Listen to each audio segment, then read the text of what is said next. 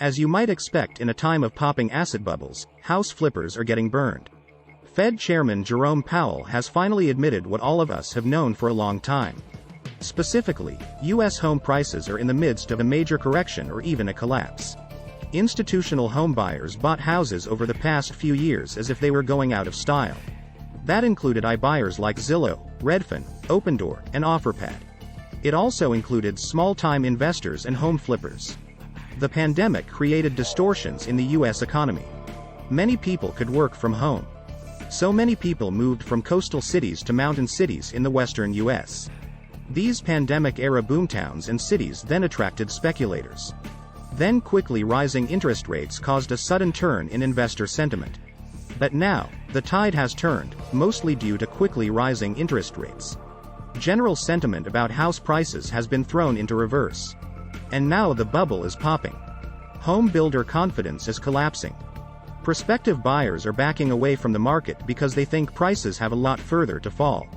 But now many sellers refuse to accept that house prices are declining. Many sellers are not under any pressure to sell. So sellers who do not need to sell right now are now pulling their houses off of the market. What does this mean for the real estate industry? What does this mean for the future of the economy? And, what does it mean for the future of the United States? But, before we get into that, please press the like button and leave us a comment below.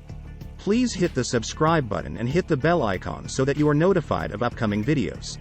U.S. listings of home for sale pulled off the market faster in November than ever before. There is a major freeze in the market that surprised sellers. An average of 2% of U.S. homes up for sale were delisted in November.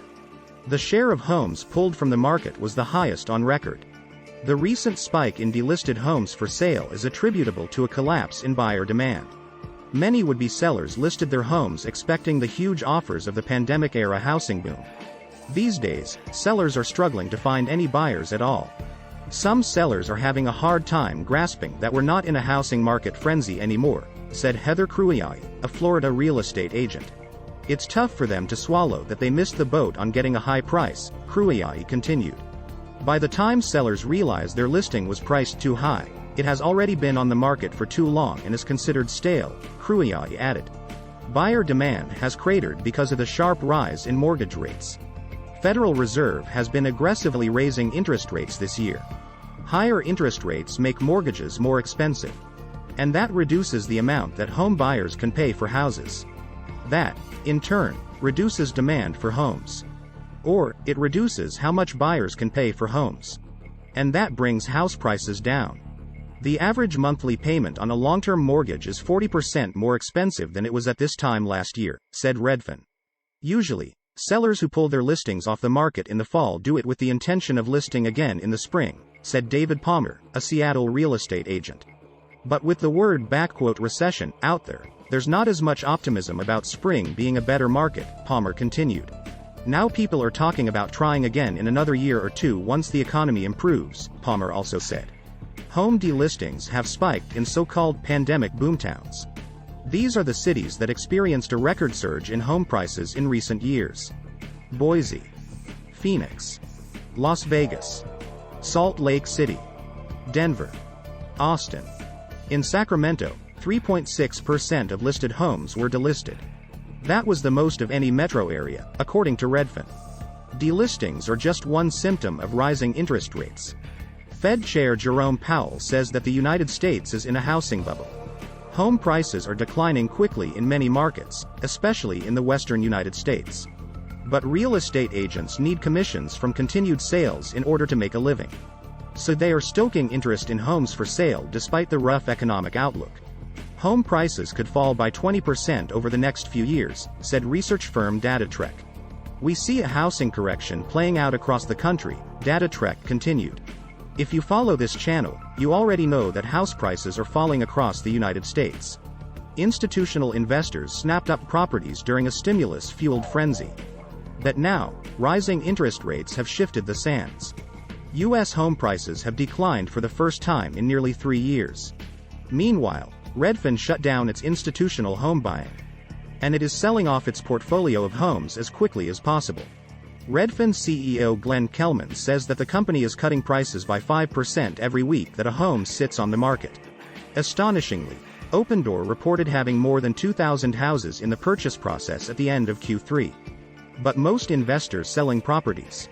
Most of the activity is in large metropolitan areas. Many factors are contributing to the national home unaffordability. Institutional investors and private companies having bought many homes.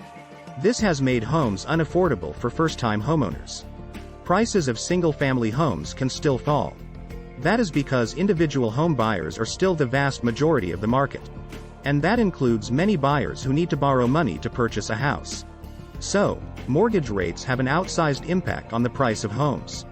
Mortgage rates have doubled since January. That has crushed buyer demand and cratered values in real estate investors' favorite cities. It is a stunning reversal of fortune for flippers. They are now stuck with homes to sell and with loans to pay. The U.S. housing slowdown is roiling the real estate industry. This is causing buyers and sellers pull back from the wacky market. It is a huge blow to home flippers.